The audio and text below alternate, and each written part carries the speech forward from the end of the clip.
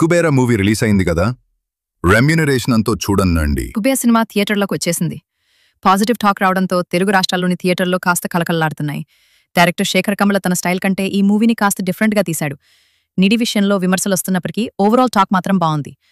చూస్తుంటే ఈ weekend winner ఈ మూవీనే అవుతుందేమో అనిపిస్తుంది. మరి ఈ సినిమాలో కనిపించిన స్టార్స్కి ఎవరికెంత రెమ్యూనరేషన్ ఇచ్చారు? తమిళ నటుడు ధనుష్ కుబేర్లో హీరోగా నటించాడు. ఇందులో ఇతడిది బిచ్చగాడి పాత్ర. సినిమా చూసిన ప్రతి ఒక్కరూ ఇతడి నటనకు ఫిదా అయిపోతున్నారు. ఎందుకంటే అంత సహజంగా నటించాడంటున్నారు. ఈ చిత్రంలో నటించినందుకు గాను 30 కోట్ల రెమ్యూనరేషన్ తీసుకున్నాడట.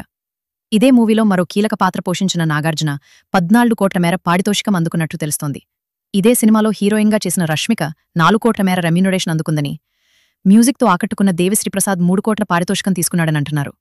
ఇక captain of the ship Shekhar Kammula అయితే 5 కోట్ల మేర రెమ్యూనరేషన్ తీసుకున్నట్టు తెలుస్తోంది. ఇలా స్టార్ క్యాస్ట్ ఎక్కువ కావడంతో 100 కోట్ల కంటే ఎక్కువ బడ్జెట్ అయిందని తెలుస్తోంది.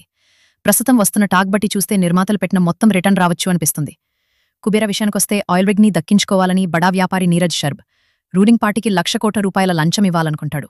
ఈ పనిచేసేందుకు జైల్లో ఉన్న మాజీ సీబీఐ అధికారి దీపక్ సాయం తీసుకుంటాడు.